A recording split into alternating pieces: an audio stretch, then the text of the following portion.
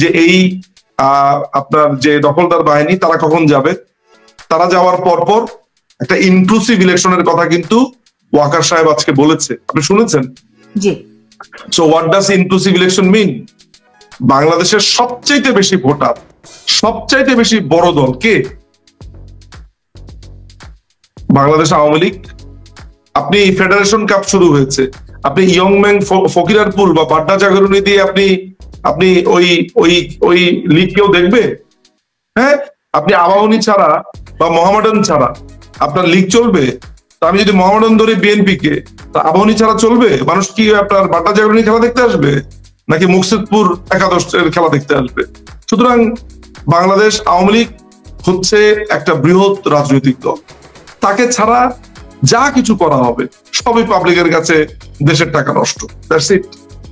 তো এখন শেষ প্রশ্ন করি, আমি শেষ করব, সেটি হচ্ছে গিয়ে ধরেন ইনক্লুসিভ ইলেকশনের কথা সেনাপ্রধান বলেছেন, কিন্তু তার আগে যে এতগুলি আশঙ্কার কথা আপনি এক ধরনের একটা পার্সপেক্টিভ দেওয়ার চেষ্টা করেছেন, সেনাপ্রধানের কথা শুনে অনেকে কিন্তু নড়ে চড়ে বসেছে। সেখান থেকে ডিসেম্বরের মধ্যে কি নির্বাচন হওয়া সম্ভব? সেখানে এই যে নতুন আপনি যাদেরকে টোকাই কিংবা আপনি যাদেরকে ওই যে বাড্ডা জাগরণী বলছেন, এই নতুন রাজনৈতিক দল কিংবা তারা কি কিংস পার্টি হয়ে উঠতে পারবে? শোনেন, আমি আপনাকে কিছু কথা বলি। সেটা হচ্ছে মিস্টার গ্র্যান্টি বিচ মনে হয় লোকটার নাম, সে ছিল আপনার ট্রাম্পের অত্যন্ত কাছের একজন ব্যবসায়ী, বাংলাদেশে কদিন আগে এসেছিল।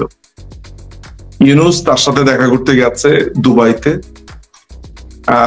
ইলন মাস্কের যে খুব কাছের কয়েকজন ব্যবসায়ী, তাদের সাথেও সে যোগাযোগ করেছে। ইলন মাস্কের সাথে নানান ভাবে যোগাযোগ করবার ট্রাই করা হচ্ছে।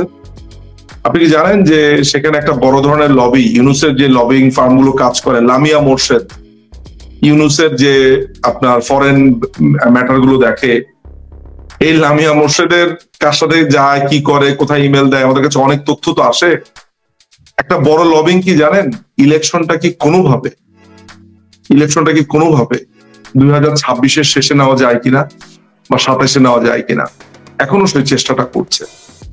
তো তারা এখন জানুয়ারির কথা বলে আবার বলছে একটু এদিক সেদিক হতে পারে। যেমন ওয়াকারও কিন্তু বলছে যে সে 18 মাসের কথা বলেছে, অর্থাৎ এই বছরের ডিসেম্বরে এইটা তারা করতে পারবে বলে আমার মনে হয় না। কেন? এই যে কেন, এই যে ইউনুসের লবিং, এই চেষ্টা সেই চেষ্টা, এটা কেন? এর কারণ হচ্ছে এই যে টোকাইদের যে পার্টিটা, এই পার্টিটার একটা ভিত্তি তারা করতে চায়। যেমন ধরেন অনেকগুলো কমিটি দেওয়া। এই বাড্ডা জাগরণী এরা আপনার বিভিন্ন জেলায়, উপজেলায়, থানায়, মহকুমায়, গ্রামে, হ্যাঁ, এই এরা আপনার এই বাড্ডা জাগরণী যেটা করবে সেটা হচ্ছে যে কমিটিগুলো দিতে চায়। কমিটিগুলো দিয়ে তারা একদম উঠান বৈঠক পর্যন্ত চলে যাবে। তারা মনে করেছে কি, ওই যে আপনার হিন্দি সিনেমাতে দেখায় না, একটা সিনেমা দেখাচ্ছিল স্টুডেন্টরা দল বানায়, তারা জিতে আসে, আবার আম আদমি পার্টিকে দেখেছে। এরা একটা ফ্যান্টাসির জগতে আছে। এরা এখন একটা এখনো তাদের, ওইটা না বলি তো, যেটা হয়েছে যে এরা তো এখনো বাচ্চা ছেলে পেলে, এদের সাথে আর্মি না থাকলে এদের যে কি হবে। ছাত্রদলই তো যথেষ্ট, ছাত্রদলই তো দেখেন না, এদেরকে অলরেডি শো দিয়ে শেষ করে দিয়েছে একদিনের মধ্যে। সুতরাং এদের তো পেছনের শক্তি, ওয়াকারকে এখন কিছু করুক, ওয়াকারকে গিয়ে ওই যে হাসনাত আয় রাজুতে আয় বলুক, দেখি বলুক আয় রাজুতে আয়, এটা বলে না কেন এখন? তো আলটিমেটলি কথা, হ্যাঁ এটা বলতে পারে ওদের যে QMG quarter master general Faizul, সে যদি এখন লেলিয়ে দেয়, সে তো একটা সুযোগ পেয়েছে, ফয়জুলের নেতৃত্বে আর একটা কুয়ের চেষ্টা হতে পারে বলে আমার ধারণা। সুতরাং এরা একেবারে গ্রাম পর্যায়ে কমিটি দেওয়ার চেষ্টা করছে। সো এই সময় একটা সময় দরকার। একটা রাজনৈতিক দল গড়া তো সহজ কথা না। ধরা যাক আপনি কমিটি দিলেন, অমুককে আহ্বায়ক করে কমিটি বানানোর জন্য ঘোষণা দিলেন, আপনি দিয়ে দিলেন, তো কমিটি দিলেই ভোট হলো। ভোট দিবে কি ওদেরকে?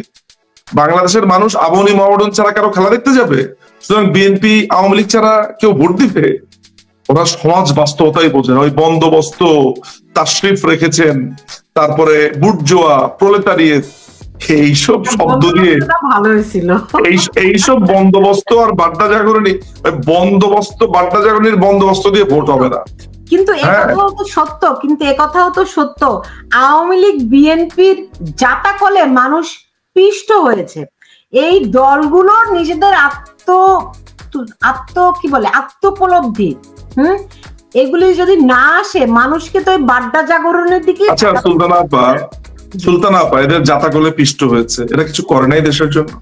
অনেক করেছে, কিন্তু আরো অনেক কিছু করতে পারতো, অনেক কিছু করে নাই তারা, এটাও সত্য না। এইটা বলেন না, এই যে আমরা বলি এই যে আমরা কিন্তু বিরাজনীতিকরণ করি, এই যে আমরা কথাটা বললাম, না এই যে আমি বলি কিভাবে করেছেন, এই যে একটা দেখেন এই যে এই জিনিসটা একটু মনে হয় আপনি লক্ষ্য করেন।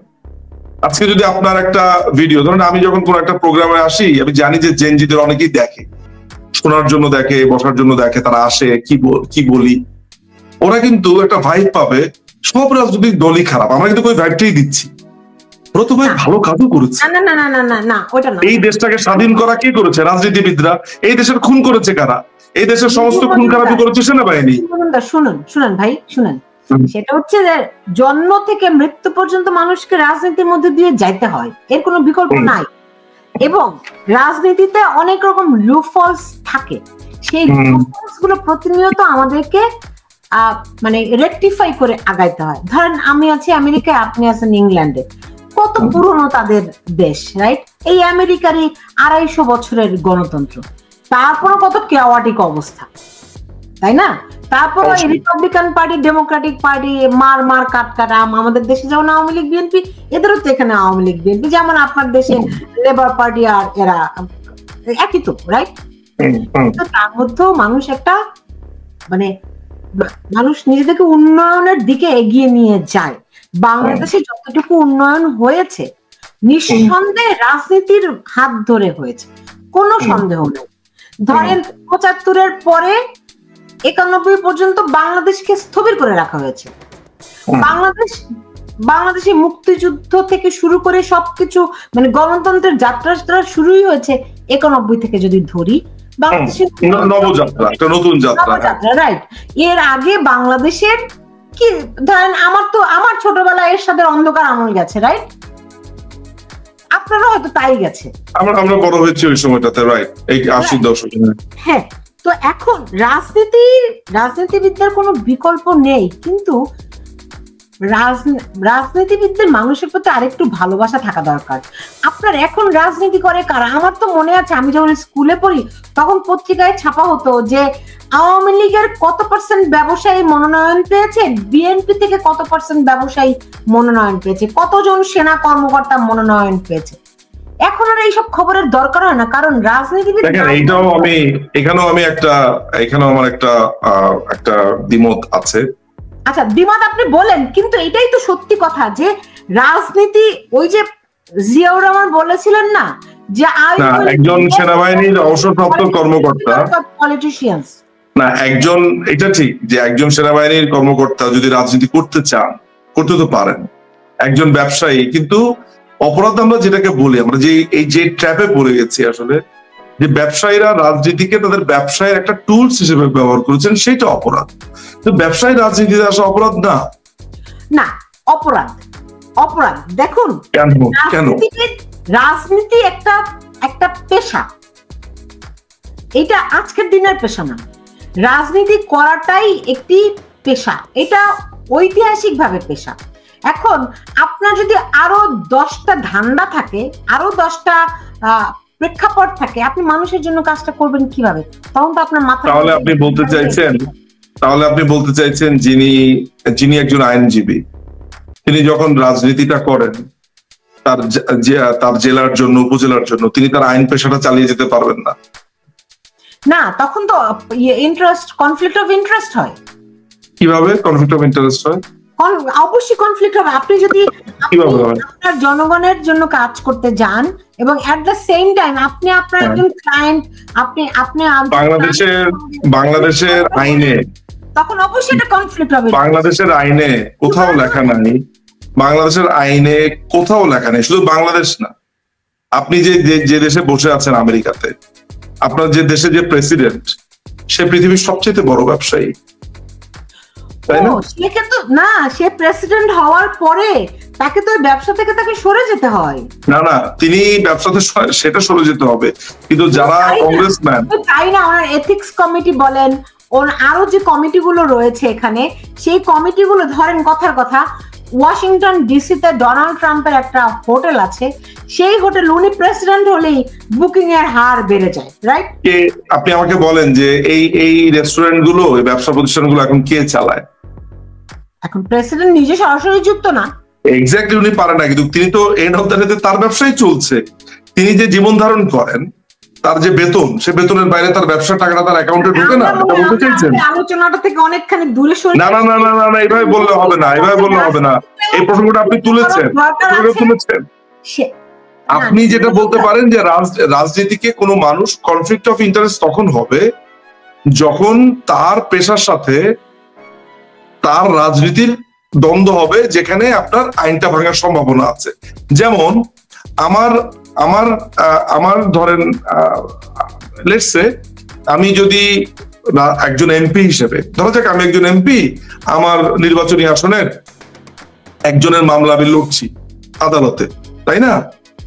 আমি যদি ধরেন এই এমপিত্বের প্রভাবটা খাটাই ওই আদালতের মধ্যে, তাই না, তখন সেটা অন্যায় হবে। তো সেই সুযোগ তো আছে যে প্রভাবটা না খাটাতে হবে না, এখানে আপনাকে প্রভাব খাটাইতে হবে না। আপনি একজন এমপি, যখন আপনি কোর্টের বারান্দায় হাঁটবেন, ওইটারই একটা মনস্তাত্ত্বিক প্রভাব সবখানে। তাহলে আমার চেম্বার থেকে ঠিক আছে না, ঠিক আছে, প্রভাবটা না, এই প্রভাবটা এই মনস্তাত্ত্বিক বলছেন তো। ধরা যাক আমার চেম্বার থেকে একটা মামলা গেল, আমি 5 বছর ধরেন আমি কোনো ধরনের মামলা মোকদ্দমা লড়লাম না, তাই তো? কিন্তু আমার ধরেন লেটস সে আমার চেম্বার থেকে একটা মামলা গেল, তো বিচারপতি তো জানবেন যেটা এমপি সাহেবের চেম্বারের মামলা, সেটার প্রভাব হবে না মানে ওই একই সূত্রে? তার মানে হচ্ছে না, তার মানে হচ্ছে যে না, তাহলে সেটার গোড়াটা হচ্ছে যে আপনি বিচার বিভাগকে এমন একটা অবস্থায় আনতে হবে, এত ইন্ডিপেন্ডেন্ট বানাতে হবে যে এমপি আসলো না প্রধানমন্ত্রী আসলো ওরা সেটা কেয়ার করবে না, আপনি ওইভাবে ইন্ডিপেন্ডেন্ট বানাতে হবে। তার মানে আমরা গোড়াতে হাত দিচ্ছি না। এই একটা সাজানো গোছানো রাষ্ট্রকে তারা দখল করে, এই আপনার জঙ্গি সেনাবাহিনীর মাধ্যমে দখল করে তারা দেশটাকে একটা নরক বানিয়ে ফেলেছে, একটা দোজক তারা বানিয়ে ফেলেছে।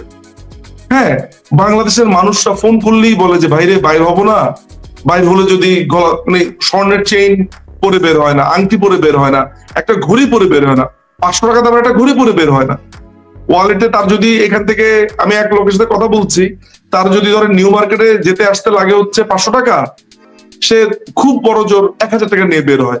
আর মানে এরকম ভাবে আরো টাকা পয়সা সে যেটা করে, মানে আমাকে বলছে, সরি এভাবে বলতে হচ্ছে, সে তার আন্ডারওয়্যারে টাকা নিয়ে বের হয় এমন ভাবে যাতে খুঁজে না পায়। তাই বললাম বলেন কি ভাই এই অবস্থা? বলে ভাই এই অবস্থা। বলে ভাই টাকা যদি নিত তাহলেও হতো, মানে এমন ভাবে টান দেয় যেন হাতের কবজি, এবং সাথে সাথে একটা আপনার কোপ দিয়ে বসে। So reckless. জি, এখন এই যে নাহিদ সার্জিস, এই যে মানে শিশু উপদেষ্টা যাদেরকে বলা হতো, তারা তো পদত্যাগ করলেন, তারা রাজনৈতিক দল গঠন করলেন, তো এদের ভবিষ্যৎ কি আপনাদের কপালে, এদের ভাগ্যে? এই বিভিন্ন দেশে ফ্যাফে করে ঘুরবে আর মাথা চাপড়াবে, বলবে আমাদের সর্বনাশ হয়ে গেছে। কবিতার মতো একদম। তাদের তো সর্বনাশ হবে না। শোনেন, যদি সর্বনাশ হবে, টাকা যে বিটকয়েনের মাধ্যমে টাকা পাচারের গল্পটা তো জানেন। টাকা থাকলেই যে ভালোভাবে থাকবে, টাকা থাকলে যে ভালোভাবে বেঁচে থাকবে তা তো না। তারা কোথায় পালাবে? তারা আমি বলছি হাসনাত সার্জিসেরা কোথায় পালাবে? ইংল্যান্ডে আমরা আছি, আমেরিকাতে আরেক গ্রুপ আছে, থাইল্যান্ডে আরেক গ্রুপ আছে। কি করবে? মারবে না? মারবে না। আইনের সর্বোচ্চ পর্যায়ে আমরা চেষ্টা করব এদের জীবনকে, এদের অপরাধকে, এই অপরাধকে যাতে বিচার হয়। মারামারি কাটাকাটি বাংলাদেশ আওয়ামী লীগ করে না, আমরাও করি না, আমাদের সব চিন্তা নেই। আমরা আইনের মধ্য থেকে এদের অপরাধের বিচার পৃথিবীর যে কোনো জায়গাতে আমরা নিশ্চিত করব। কেননা আপনাকে এটা একটু বলে রাখা ভালো অন্যান্য দর্শকের জন্য, যে তারা গণহত্যায় জড়িত ছিল, তারা মানবতা বিরুদ্ধের অপরাধের পরিচিত আপনার জড়িত ছিল, এবং এগুলোকে ইন্টারন্যাশনাল ক্রাইম যেগুলো আছে এগুলোকে বলা হয়, এগুলোর ইউনিভার্সাল জুরিসডিকশন আছে। অর্থাৎ এইসব অপরাধ করে কেউ যদি পৃথিবীর যে কোনো জায়গাতেই লুকায়, তাহলে ওই স্ব দেশ সে অপরাধের বিচার করতে পারবে। অর্থাৎ বাংলাদেশে তারা যে গণহত্যার সাথে জড়িত ছিল, এইটা করে ধরেন ইংল্যান্ডে তারা এসে লুকালো, ইংল্যান্ডের আদালতে তাদের বিচার সম্ভব, তাদেরকে কাঠগড়াতে নেওয়া সম্ভব। অ্যাসাইলাম ক্লেম করবে, সেই অ্যাসাইলামও করার জন্য সেখানে আমরা আছি, দেখবো অ্যাসাইলাম কিভাবে পায়। আইল্যান্ডে যাবে, আমেরিকা যাবে, অ্যাসাইলাম ক্লেম করবে, আমরা দেখবো সেখানে তারা অ্যাসাইলাম কিভাবে পায়, আমরা ওইসব নিশ্চিত করবো। তো আপনারা তো এই যে পিনাকি ভট্টাচার্য, এই যে ইলিয়াস হোসেন, যারা এই জঙ্গি তৎপরতাকে উস্কানি দিচ্ছে, আপনারা তাদের তো কিছু করতে পারছেন না।